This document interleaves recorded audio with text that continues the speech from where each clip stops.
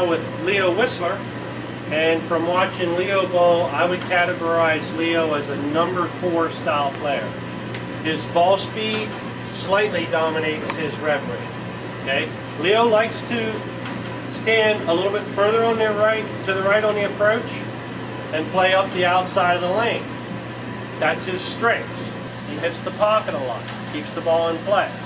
His weaknesses are when he has to move way up against the ball return, send it way out to the right and try to bring it back. Because his ball speed dominates his rev rate, generally the ball doesn't have enough time to come around the corner on the back end of the lane. All right?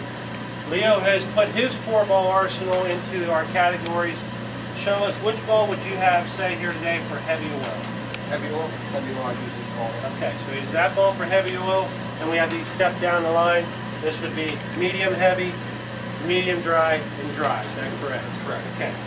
Do you know what surface is on the ball? That's 500 on 500? What do we have on this? Okay, that would be a compound. It's compound. 1,000. 1,000. Okay. That's 2,000. 2,000. Okay. And that's more of a, that's 4,000. That's 4,000. All right, perfect. So here we have a case, which we gotta give you, Leo works with me every day, so he understands how we do this system.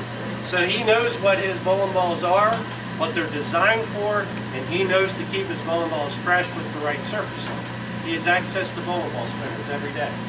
So we don't need to go through the whole thing. What we're going to do now, I'm going to chart it here, and then we're going to figure out the separation for Leo between his bowling balls. And then we're going to move him to a different lane condition and see if the separation stays the same. Now let me ask you this, because you're a number 4 style player, when you bowl here in this house in league, what's your favorite bowling ball? Favorite bowling ball would normally be one of these, this one or this one. Okay, so he moves to, his first pick was the medium heavy oil ball. Even though we know we're on wood, and when we looked at Corey and we looked at Jared, they lean toward their drier lane balls because it makes sense. They're a number 2 and number 3 player. So the higher the number player you are, the more you're going to lean toward a more aggressive ball and more surface, which is absolutely ideal. He likes this ball and this ball on wood on a house shot. But he's got a great arsenal here because when he gets on more oil or when he goes to synthetics, he's got a ball to switch to. That's perfect. And when the lanes dry out, he has a ball to switch to. So his arsenal is perfectly matched. That's a great arsenal as far as the categories and the surfaces for a number 4 player. So now what we want to do is get you lined up on a typical house shot with your favorite ball here. We're going to go through the separation.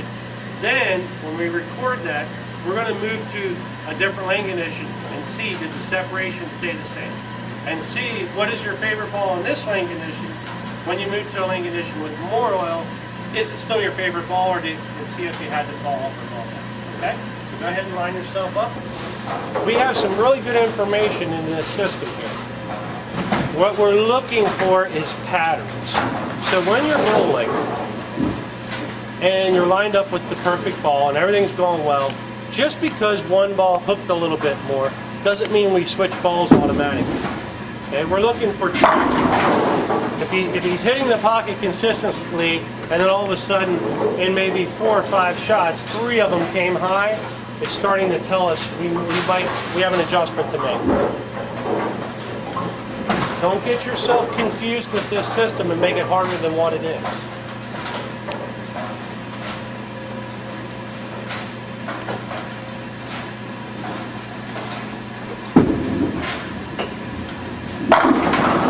Okay, good. Remember where you stood. Now switch to, say, a ball for more oil. Same mark?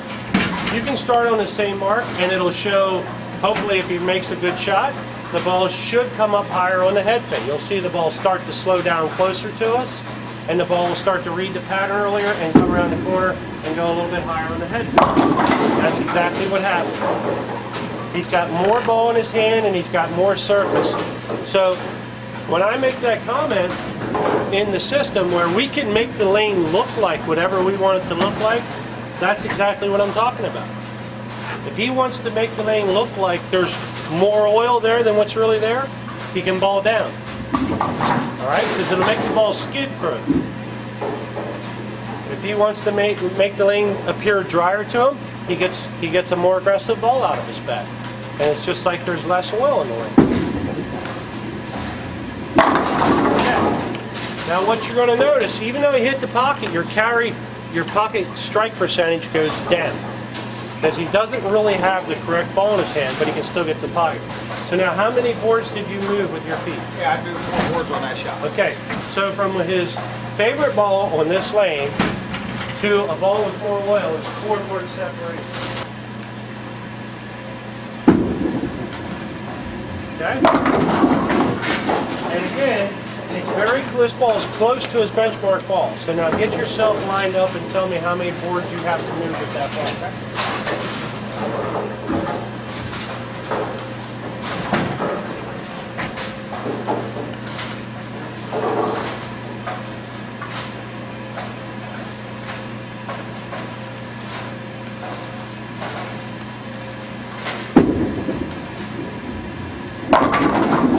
What do you got? Well, I moved 3 boards to the right. Okay. 3 boards.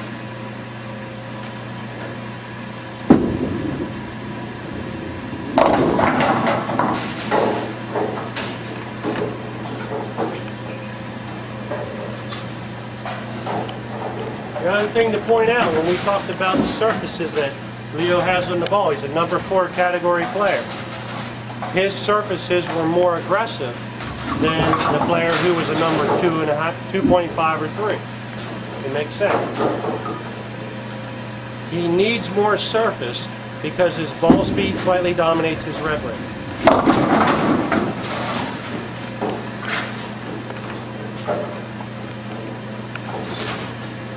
And what you may find on a house shot is some balls play identical to each other.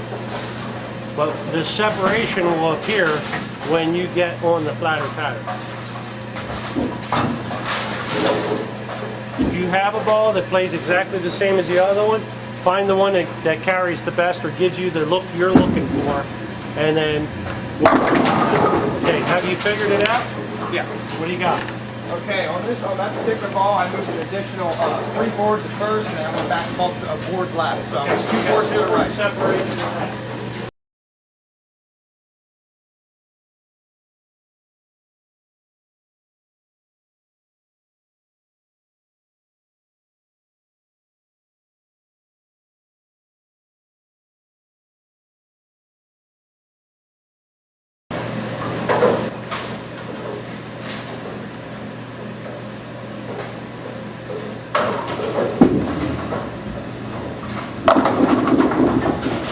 There's a lot more oil in these lanes. We can see it in the way Leo's ball is rolling down the lane. The ball that was his favorite ball in 3 and 4 barely made it up to the head pin on 5 and 6. So he will probably lean towards more of a heavy oil ball because he sees this as being more oil out there than what he's used to.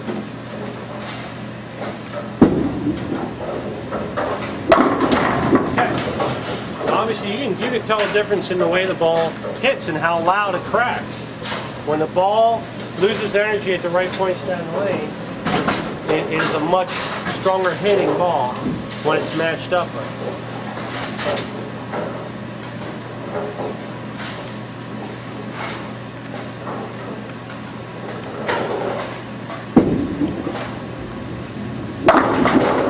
Okay, that looks like a great shot. He's got the right ball in his hand on this lane condition.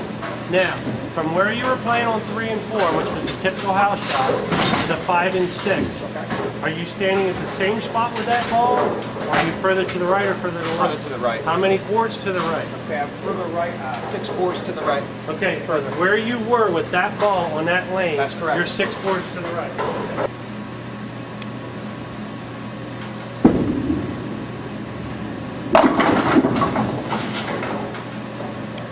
What I said in that manual, if you read that, makes total sense.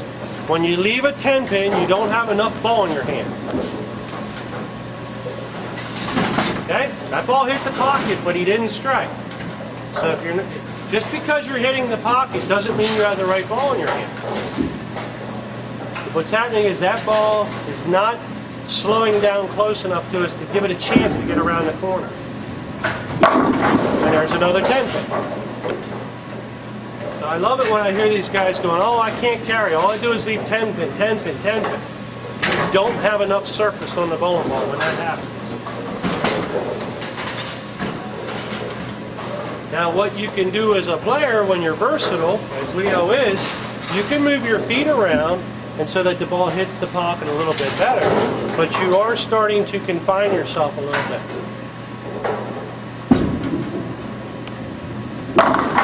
10 pin. It's absolutely predictable. And what we see in league play a lot of times is these bowlers are now frustrated and they're mad and they're blaming everybody else when really what's really going on is it's your fault. You did not pick the correct tool for the job.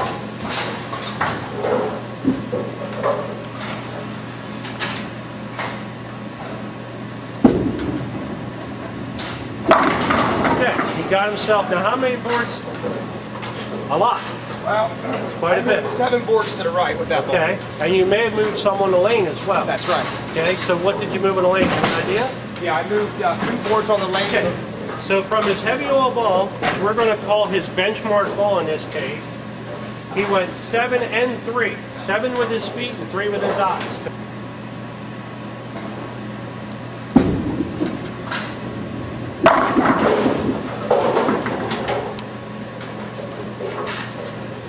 And we may see this ball play very close to the last ball. That's fine. He knows now to get his feet further right because he understands what he's bowling on.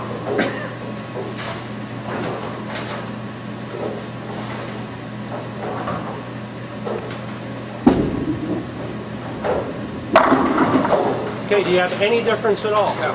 Okay, so he's playing them the same. Playing the same. There's no separation.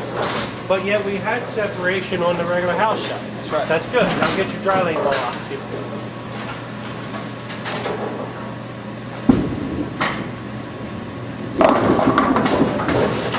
okay, a little bit less reaction, yeah. Right? Not a lot, but a little bit. So we may have, what do you think? How many board separation do you have? Any? 2. Maybe 2. Maybe 2. Very slightly. Perfect. This is what you need to have on your paper. So we know THS is a typical house shot. On a typical house shot, his benchmark ball was his medium heavy oil ball. On your chart, what you want to do is list what brand name is it, what ball is it, okay? What surface is on it. Now Leo knew what the surfaces were, so I did not take the time to write them down. But what surface was on your medium heavy oil ball, Leo? 500. So you had 500 on it. Oh no, I'm sorry. Excuse me. I was 1,000. Okay, so you had 1,000. That's fine. All right. So you had 1,000. All right. So this ball was the perfect ball for him on a typical house shot. That's why I call it his benchmark. He has 1,000 grit on it. When I made him roll his heavy oil ball on a typical house shot, he had to move his feet 4 boards to the left. All right. Then when I made him, from his benchmark ball, when I made him roll his medium dry lane ball, he had to move his feet 3 boards to the right. Then when I made him roll his dry lane ball, he had to move an additional 2 more boards to the right in order for him to hit the pocket. So what that tells me is, when he bowled on 3 and 4, on wood, with a typical house shot, fairly fresh, he liked this ball. Now, as the lanes would dry out, the longer he bowls on them, do we not know what ball he's going to switch to? Absolutely. He's not moving to more oil, he's moving to less oil. Okay? And then, does he not know how many boards to move his feet when he switches balls? Yes. About 3. It's going to save him so many choices. When he goes back to his bag, he knows what ball to grab, he knows how many boards to move his feet. All right? Then, if he bowls on it for, say, 8 games or more, and there's a lot of play or something, and they really start to dry out, if once he switched to that ball, he knows what ball he's going to go to and why. Okay? But, look at how it changed when we moved over to a heavy oil house shot. This is the set 5 and 6 was the same shot as 3 and 4. what I did was just double oil it, double the volume of oil, just to show you how the balls roll different. What he had there was he found his benchmark ball now became on the heavy oil house shot. This was his benchmark ball. That's the ball that gave him the best look. All right, and it was 6 boards more to the right than what he was on a typical house shot. So if you do this chart for your 4 balls and you do it on a typical house shot, what I'm trying to show you is when he moved from this ball to the medium heavy oil ball, he had to move his feet 7 boards to the right and his eyes on the lane 3 boards to the right. There was a drastic difference between the typical house shot and the heavy oil shot. Huge difference. Okay? So they don't roll the same.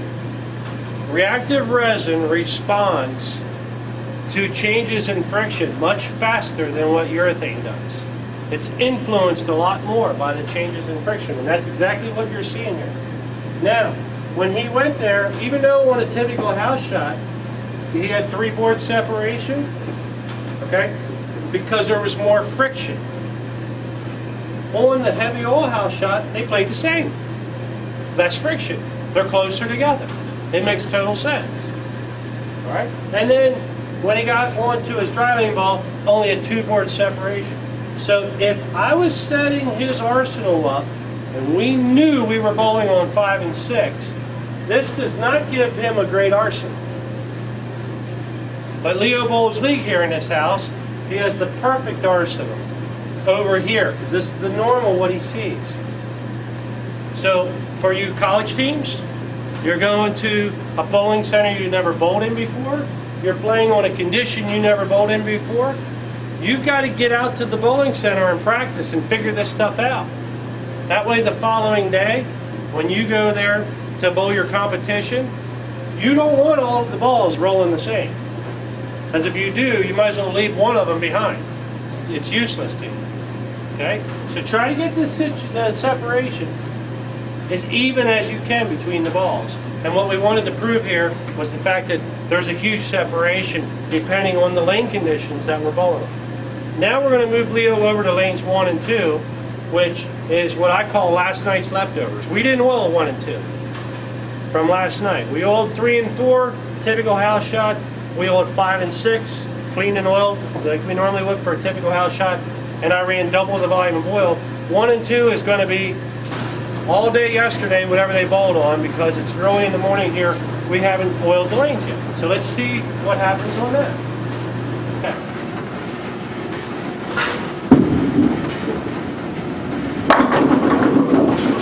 Okay, we're doing this taping. This is Sunday morning, which means what is last night's leftovers? We're not following a normal league condition. What we're following is a lot of open play. The open bowlers generally roll balls that do not flare. The house balls, they pick the oil up in the front part of the lane, and they lay it down in the back part of the lane. So what Leo's experiencing here is a head scratcher because even though the lane is drier, he's finding he gets a better look with his heavy oil ball, and that's normal. Believe it or not, that's normal. You would think, we'll get the dry lane ball out, but the problem with that is we have too much power, not enough control. Think of the power control spectrum in the man. What he has a problem with is controlling the reaction. He doesn't get the same read twice. So he's actually finding he gets to hit the top more frequently with a more aggressive ball in his hand. Makes total sense. Okay? So just because the lane is a little drier, you also have to understand there's been a lot of carry down on this lane. So his ball's having trouble rolling through the back part of the lane. By going to a more aggressive ball, the ball picks up and rolls a little early. It just rolls right through that carry down on the back end. He will score much higher on this lane condition with a more aggressive ball because he can control it. Now, go to what would be your medium dry lane ball over on lanes 5 and 6, and let's watch what happens.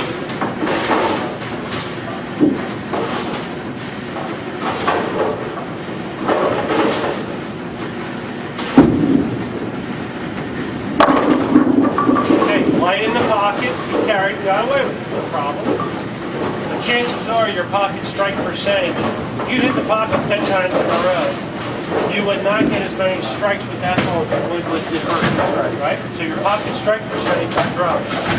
You know you hit the pocket, you're not matched up. Go to your dry lane ball.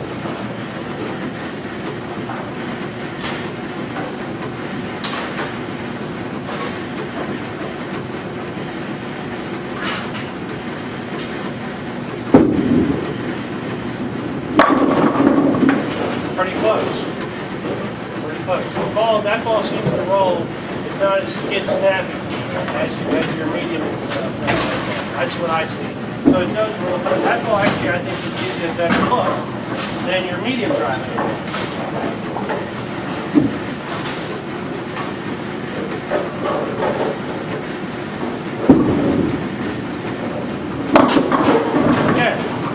Remember now, when you read through the manual, what did I say? When you're not matched up as well, the power control spectrum, that's what we're seeing here. He threw a couple different shots there. These are the ones that were at an acceptable level. One ball hit a little light. The next ball went high.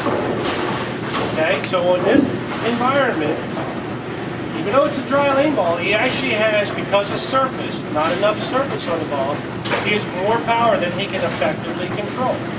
So, yeah, you had one or get the bad shots, forget those. One of his good shots. One ball came in light, next ball went high.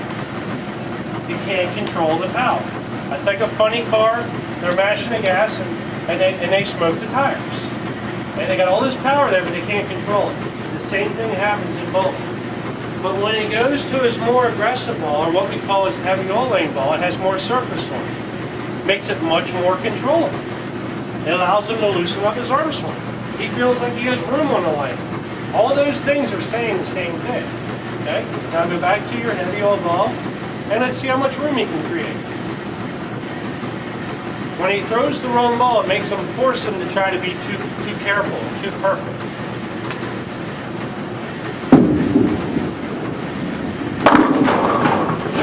Much looser arm swing. He feels like he has room on the lane. He's going to execute the shot better. So not only will he roll less unacceptable shots because he has more room for error, but when he does hit the pocket, he will probably strike more. Loosen up, make a good shot, let the ball do the work. There you go. Perfect. Shot.